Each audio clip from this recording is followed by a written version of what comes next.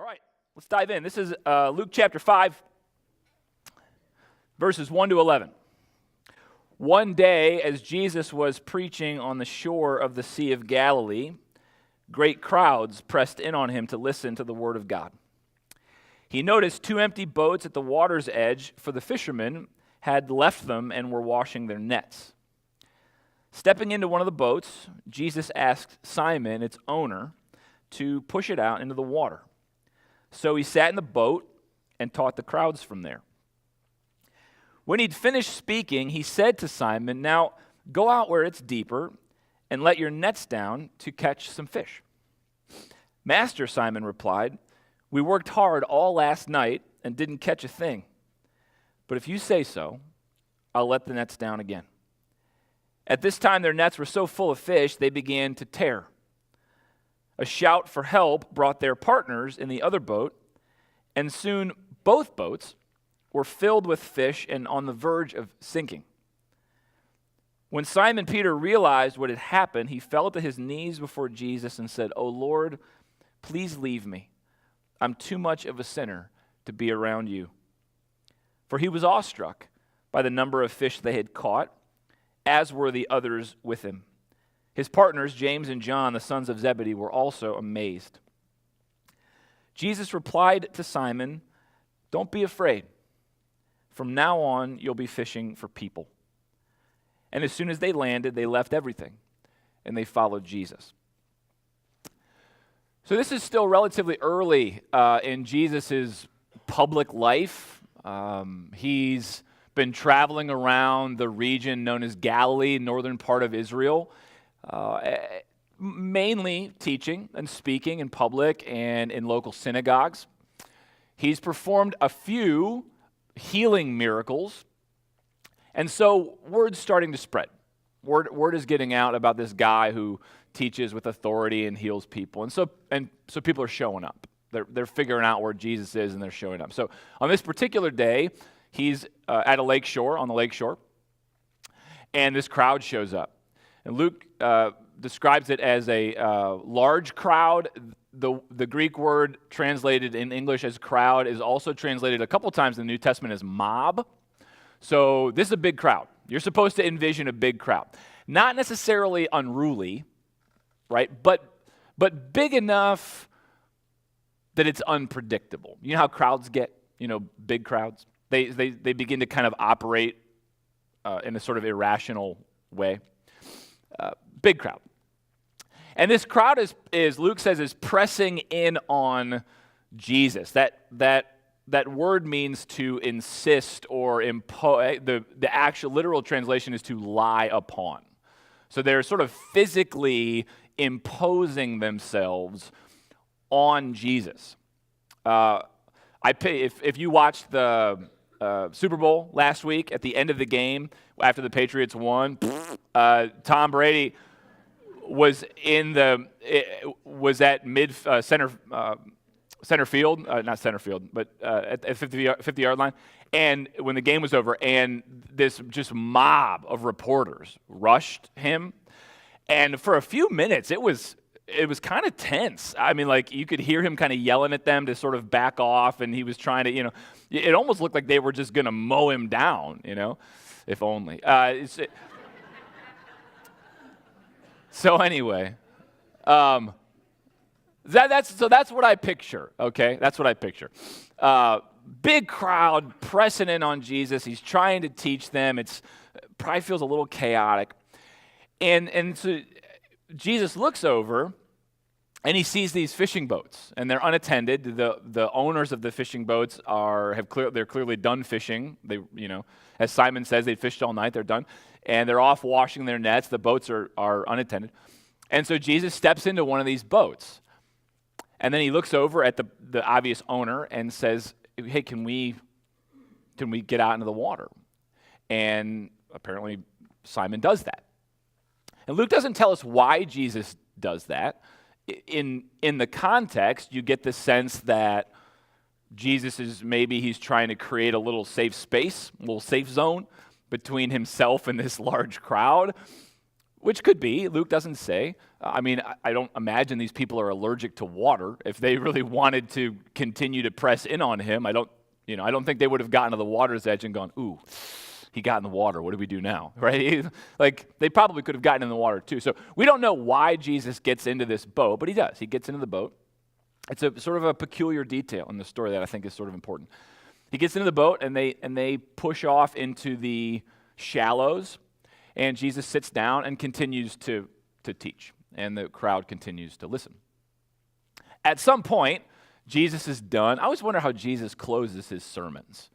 You don't appreciate this if you don't do a lot of public speaking, but landing the plane is not always an easy thing to do. And you never get how did Jesus land the plane? He must have been good at it, right? Anyway, side note, he finishes teaching, and he redirects his attention from this crowd to Simon, and he says, okay, I want you to take the boat out into deeper water and let your nets down, which you've just recently washed, for a catch. You got to imagine, being Simon, like, you've worked hard all night. I mean, he says it. I've worked hard all night. I haven't caught anything. I got to go home and tell my wife that we got nothing to eat again today. We just got done doing all this work to wash and clean the nets. Like, I really don't want to do this. And judging by his sort of response after the fact, and even his language, he doesn't seem to think he's going to catch anything anyway. But he decides to humor Jesus, and so they row out into deeper water, and he lets the nets down. And as you do, as you would have it, the catch is so large, that the nets begin to tear. And Simon's got to call in buddies from, partner boats to come over and help haul it in. And Luke says that the boats are so full that they're on the verge of sinking. Now, the kind of fishing boats they would have used would not have been very well constructed, so they had reason to be afraid at times. But the law of buoyancy still applies. I mean, it'd have to be a lot of fish. A lot of fish. Luke all the gospel writers are this way, and unless you read the Bible a lot, you may not notice it, but they are all incredibly intentional about how they shape their stories. This is a very carefully constructed narrative. It's actually two mini narratives with a conclusion at the end. They're mirror images of one another. They're parallel mini narratives. So the first mini narrative is Jesus with the large crowd. The second mini narrative is Simon with the large catch of fish. They parallel one another. So Jesus parallel with Simon, the large crowd with the large catch of fish. So in the same way that Jesus is, in a sense, hauling in this large crowd, and they're pressing in on him, and you get the sense that something's about to give, and he has to call someone for help. Hey, can we get in your boat? Right? You get Simon hauling in this large catch of fish, and the nets are beginning to tear. And he has to call in some buddies to come help haul it in. So you get two parallel stories. And what connects the stories together so that you see the parallel is Jesus' words at the end, where he says to Simon, don't be afraid. From now on, you're going to fish for people. So there's the connection, fish and people, fishing for people. It's like what Luke is trying to communicate in a story, and this is how first century Jewish story writers did it. They told you a story, and they want you to enter into the story, and they want you to see the imagery and play with it and work it around. But it's like what Luke is trying to communicate through this story is that Jesus wants Simon to do what he's doing, or expects Simon to do what he's doing, which is gather people, influence people, teach people about God, about the kingdom of God, about life with God. And it seems like the only prerequisite for Simon actually doing that is faith. And when I say faith, let me clarify. Let me tell you what I don't mean by faith. Because that word it's lost most of its punch in our day and age, especially in the church. Let me tell you what I don't mean by faith. By faith, I do not mean mental assent to certain propositions. So that you can say you have faith because you claim to believe something. So I believe in God the Father, creator of heaven and earth. I believe in Jesus Christ, his only begotten Son. I believe in the Holy Spirit. I believe blah, blah, blah, right? Now, don't get me wrong. I'm not saying that what you believe is unimportant. What you believe is critically important. And some things ought to be believed more than others. Right? Not all things ought to be sort of equally credible or equally believable. What I'm saying is that faith is not equivalent to claiming to believe something, assenting to a proposition. So if I make a statement, Jesus died for my sins, and you say, yes, I believe that. You believe something, that does not mean that you have faith in the way that I'm talking about it in this message. And sometimes faith is taught to people this way, that faith is, it's a doctrinal exam. It's if you went through catechism or you went through Sunday school, or if I could hand you a Scantron test and you could like block out the right answers, or if you claim to believe something should someone ever ask you, that makes you a person of faith. And I suppose it does by one definition of faith, but not by the one that I'm talking about. And I would go so far as to say not the one that I think Jesus cares anything about. I'll say more about that in a minute. So by faith, I don't mean assenting to certain propositions, that we've got a bunch of faith statements and you say that you agree with those things, and so therefore you're a person of faith. I also don't mean faith as certainty about I'll call it a preferred outcome. But sometimes faith is taught this way, that faith is simply believing that a very particular thing, usually a preferred thing, is going to happen. So, you get a cancer diagnosis. And, one of your nice Christian friends comes to you and says, well, you just need to have faith. And what that person means is, if you believe hard enough, you'll get the outcome that you want, which I would imagine for most of us would be to get healed, to get well. That faith is believing in a preferred outcome. You lost your job, and someone comes to you and says, well, you just need to have faith. And what they mean is, if you just sort of believe that, believe enough in a good outcome, a favorable outcome, that's what's going to happen. Now, don't get me wrong, I'm not telling you not to believe those things. If you were to get a cancer diagnosis or if you were to lose your job, I certainly would encourage you to think positively, right, about potential outcomes. But that's not faith. If you got a cancer diagnosis, sometimes you get better. And sometimes you don't. And that's just reality. And you've all lived through that. Sometimes you lose your job and you don't get another one. Or you don't get another one anywhere near as soon as you thought you would or needed to.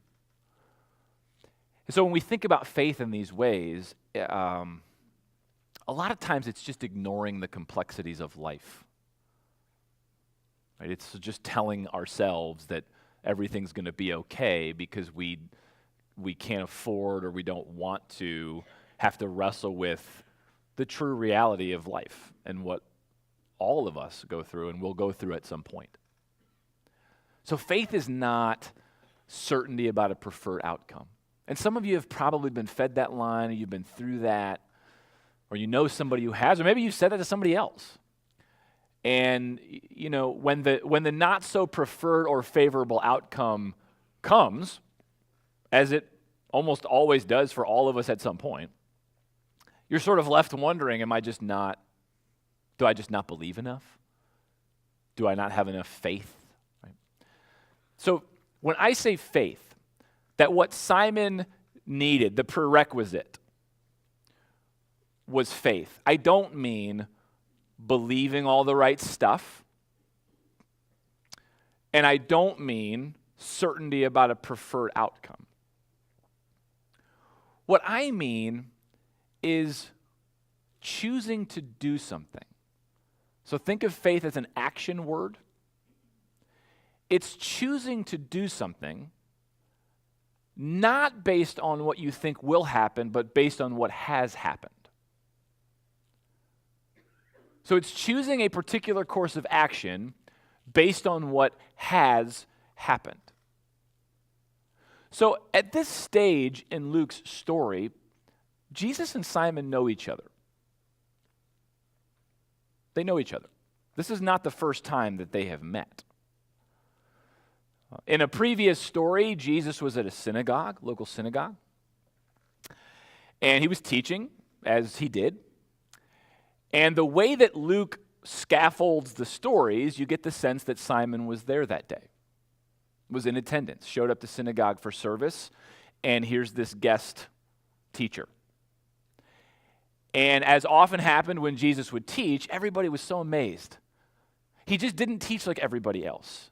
And when he opened his mouth and he said something, there was an authority to it. It was like he was saying something that he had lived, that he knew in a way that nobody else knew it. And so people would sit and listen to Jesus, and it was amazing. Their response was often, where does this guy get this kind of authority? It's just not like anything else we've heard. Everything else just feels so flat. This feels so full of life. Where's it come from? Who is this guy? And so I imagine Simon's in the room and he's at service, and he probably shows up to synagogue service the way you show up to church, right? Very low expectations. And here's this guest teacher who's just crushing it, right? Just blowing it out of the water. And I imagine Simon sitting there with everybody else going, who is this guy? Who is this guy? And then an altercation happens. There's an altercation in this synagogue during this service. A man that Luke describes as being possessed by an evil spirit stands up and starts yelling at Jesus in the middle of his teaching. Would you imagine if that happened right now? Let's imagine please don't do that. Imagine if somebody got up and just started screaming at me, okay? It hasn't happened, but it will at some point in my career. Somebody just got up and started screaming. What would you do? You would sit around. You wouldn't get involved because there's a part of you that would go, I want to see what Mike does. I want to see how he handles this, right? See if he can put his money where his mouth is. Let's see. That's what you do. And I imagine everybody that was in synagogue that day, when this guy started screaming, they were all like, what's this guy going to do? I mean, this isn't normal. And so they're sitting and they're waiting and they're waiting. And Luke says that Jesus commands this evil spirit, I have no idea what this looked like, command this evil spirit to come out of this guy. And it does. It listens to him.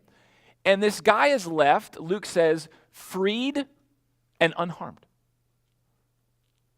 So he went from just a raging, kind of crazy person to being sort of sane, in his right mind, everything's okay.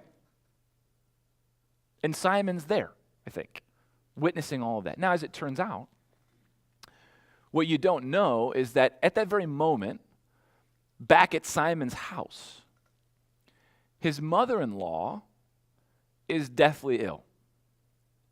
She's got a very high fever. In the ancient world, that was a very dangerous thing. And it may have been what brought Simon to synagogue that day. You know, a lot of times people come to church when they're struggling, when they're going through hard things, when someone's ill and when they don't have answers, right? And so Simon's there that day. And here's this guy. And he's teaching unlike anybody Simon's ever heard. And then he heals somebody. And I imagine Simon's reaction is, I got to get this guy to my house. Right? I got to get this guy to come. Some of you wouldn't take the time to heal your mother-in-law. I would. to be clear, because she's in attendance. I imagine Simon's thinking, I got to get this guy to my house. Luke says that as soon as they leave the synagogue, they go to Simon's home. So Jesus just didn't go to Simon's house. He was invited to go to Simon's house. So Simon takes Jesus to his home, and Luke says the first thing that happens when they walk in the door is Jesus finds his sick mother-in-law, and everybody starts saying, Jesus, you got to heal this woman. And he does. Now, what Simon did not anticipate was that this healing of his mother-in-law, coupled with the healing of the demon-possessed guy earlier, turns into a marathon healing session. Like, word gets out that this guy's healing people, and people from all over the town start bringing their loved ones, all kinds of maladies, infirmities, diseases, whatever, and they bring them all to Simon's house, which would not have been big. And Luke says that Jesus heals every one of them. And it literally takes all day, it stretches into the night, and he heals every one of them. And all of this happens in Simon's living room. So when Jesus looks at Simon on that boat and says, hey, I want you to shove off to deeper water and put your nets down, we're going to catch some fish. Simon does not have enough experience with Jesus yet to have anything like what you might consider kind of theological or doctrinal ducks in a row. Simon doesn't know who Jesus is yet. He has no idea. And in fact, if you read the gospel accounts, different versions portray the disciples a little differently. Like, Mark is really hard on the disciples. As far as Mark's concerned, the disciples are just idiots all the time. They don't get anything. But the disciples are consistently portrayed as struggling to understand what Jesus is trying to teach them. They don't get it. They're just like you and me. They would walk around with Jesus, shoulder to shoulder, and Jesus would try to explain to them, this is what my Father's like, this is what the kingdom of God is like, this is what I'm here to do, this is what we're going to be about, and they just don't get it. So Simon, at this point, when Jesus tells him to go fishing for fish, Simon doesn't have anything close to faith in any sort of theological sense. He has no idea who he's talking to. He also, obviously, is not certain about a preferred outcome. It's pretty clear that he does not think they're going to catch anything. So he doesn't have either one of those kinds of faiths. What he has is the only thing you need. He has enough exposure to Jesus. Enough exposure to Jesus that if Jesus tells him to do something, he's going to do it. He calls Jesus master. I want you to think Jedi. I want you to think Yoda. He's looking at Jesus and saying, that word means commander. It means one who is appointed over you. See, Simon has enough exposure to Jesus to believe that Jesus has the right, has the authority to tell you what to do, to tell you how to live your life. He has authority to direct your life. Simon has had enough exposure to Jesus to know that. Right? It's like, I don't really know who you are, but I've never heard anybody teach like you. You healed that demon-possessed guy. You healed my mother-in-law. You healed all those people in my living room. But if you say so, then I'll let the nets down again. And the whole story hinges on, it's just enough exposure to Jesus to believe that he has the right and the authority to tell him what to do, even if it kind of feels absurd. And really, that's all It's all Jesus needs. I mean, this story, it's important to Luke. This story is at the beginning of Jesus' ministry. Jesus came to put an end to a certain world that you live in. He came to put an end to a certain kind of life that you live. Jesus came to put an end to one world, to one way of being human, and to inaugurate, to start a new world and a new way of being human. And that's good news. To spread that good news, you need people, you need a team. Jesus is calling Simon onto that team. You know, when he sends Simon fishing for fish, Jesus is really the one doing the fishing. He's fishing for faithfulness. He's looking for somebody who has enough exposure to him that will trust him enough to simply do what he says. That's it. I mean, honestly, if you were to take Christianity, as complicated as it can get, and if you were to just try to condense it down, boil it down, at the end of the day, what does it mean to be a Christian as an individual person? What does it mean to be a Christian church, a Christian community? Are there things that we believe? Yes, very important things. Right? Are there things that we hope for or expect to happen in the future? Yep, absolutely. It's all important stuff. But at the end of the day, what it means to be a Christian person is that you've had enough exposure to Jesus Christ to believe that he has the right, the authority to direct your life. And you listen to him. And you listen to only him as an ultimate authority. That you would call Jesus master, commander, one appointed over. Many of you know that Jesus would later change Simon's name to Peter. I think this story might have sealed that deal. The name Simon is a Hebrew name, and it means to listen intelligently. To listen with the intent of doing.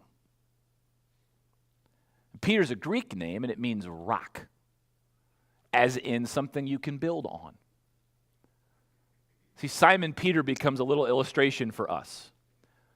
See, Jesus can build something on someone who's willing to listen intelligently. That is, willing to listen with the intent of doing. Jesus can actually change the world with human beings who listen to him with the intent of doing what he says. And that's the illustration that we get with Simon. You know, one of the things that you learn about God through Jesus during this season of Epiphany, God does not shame your doubts. God doesn't shame your doubts. Look, if you weren't already a Christian, there's a lot of stuff Christian people believe, that we claim to believe, it's odd. If you weren't already a Christian, already inclined to believe it, it's stuff that you would, wait, God became a human? He was born of a virgin? How'd that work? He rose from the dead? This God you claim to believe in is one God, but somehow exists in three persons? How does that work? There's all kinds of stuff about Christianity that if Christianity were about believing things, there are all kinds of stuff, quite frankly, that you ought to struggle with a little bit. You ought to wrestle with it. You ought to ask questions.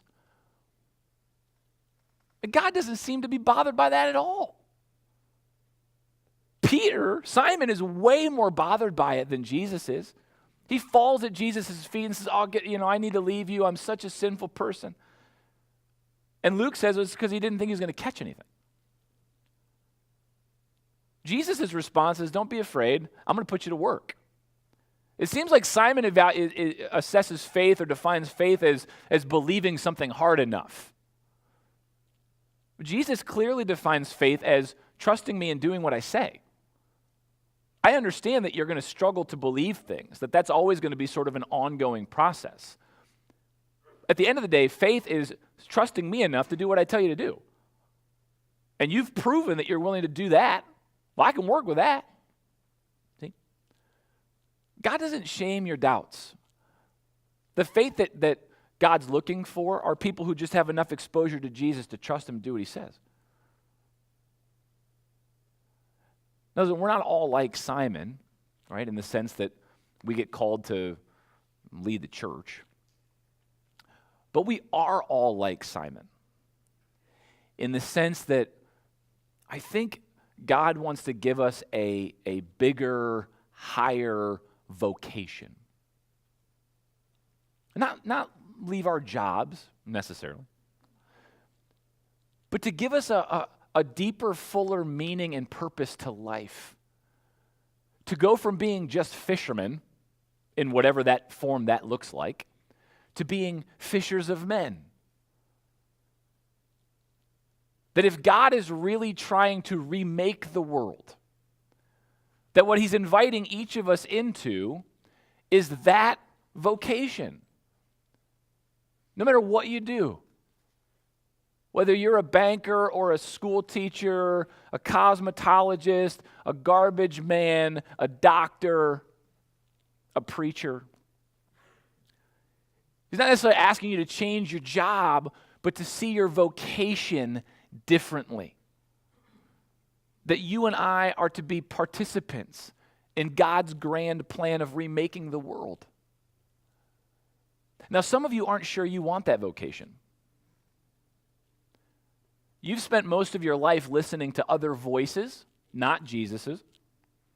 And if you're being honest, those voices have gotten you the life that you think you want. You're perfectly happy with your life. You love where you live, you love what you do, you love what you've got, you're good. You've been listening to other voices, and that has gotten you a life that you like. You're good with that. You know, one of the interesting features in this story is that Peter gets everything that a fisherman like Peter could possibly have wanted. I mean, that miraculous catch of fish was the lottery, folks. It was in his imagination. It was the greatest thing that could have happened to a guy like him. And at the end of the story, he walks away from all of it. See, one of the things that Simon realizes is that by listening to Jesus, he discovered that the life he thought he wanted was not actually the life that he wanted. See, when you don't listen to Jesus and you don't obey Jesus and you don't follow Jesus, you have no idea what life you're supposed to have that you're actually missing out on. Yes, is there a cost to following Jesus? Yeah, there is. But there's also a huge cost to not. A cost that you'll never know unless you take the actual risk to start listening and trusting him enough. To say, I got enough exposure to him to know that if he says do this, I'm going to do it, even if it seems absurd to me. But some of you want this vocation. You want to participate in this remaking of the world, but you just don't feel qualified. Well, I'm not a preacher like you, Mike. I can't talk to people about Jesus. I'm not sure I believe everything I'm supposed to believe. I've got stuff in my life that I'm kind of ashamed of. I just don't know how I would do that. So the story shows you that that's not what faith is. Faith is not about your skill set. It's not about being certain of what's going to happen. It's not having all your, stuff in a row. Faith is having enough exposure to the person of Jesus Christ to say, look, you've got the right and the authority to direct my life, and if you tell me to do something, I have no good reason not to. And so I'm going to do it. And I don't know what's going to happen, and it may seem absurd to me, and I don't know how it's going to work out, but I know this.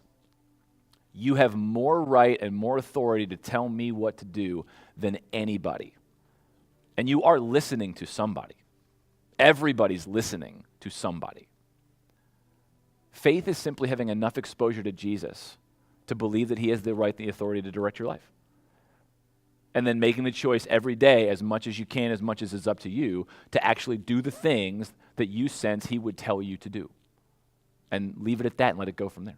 So the simple question for you is, do you have enough exposure to Jesus to believe that he has the right and the authority to direct your life? Do you know him well enough? Have you been around him enough? Have you heard enough about him? Have you had enough experience with him to go, okay, there's no good reason for me to listen to any other voice. I'm going to listen to his voice, and I'm going to do what he says, and I don't know where it's going to go. But he's got the right to tell me. That's faith. And it's the beginning of a totally new life, a new existence, a new way of seeing yourself, seeing the world, understanding the meaning and the purpose of who you are and why you're here. And it's the beginning of a new outcome, right? God actually remaking the world in you, through you, in us, through us, right? Jesus is fishing for faithfulness. Right? There's a question, will he find it? Will he find it in you? We're going to finish our service this morning like we do every Sunday. We'll take communion together. And I'm going to emphasize this morning the participatory nature of this act. That yes, by coming forward and taking the bread and dipping it into the juice, are you affirming a belief? Yes, you are. You're affirming the belief that Jesus Christ died on the cross, broke his body, and shed his blood for you. You're affirming that belief. But you're also participating in something. You're taking his broken body and his shed blood into your body and into your blood. You are agreeing, you're committing to living as a broken person this week, as someone who breaks one's self to heal the world. You're committing to following Jesus and the Jesus way.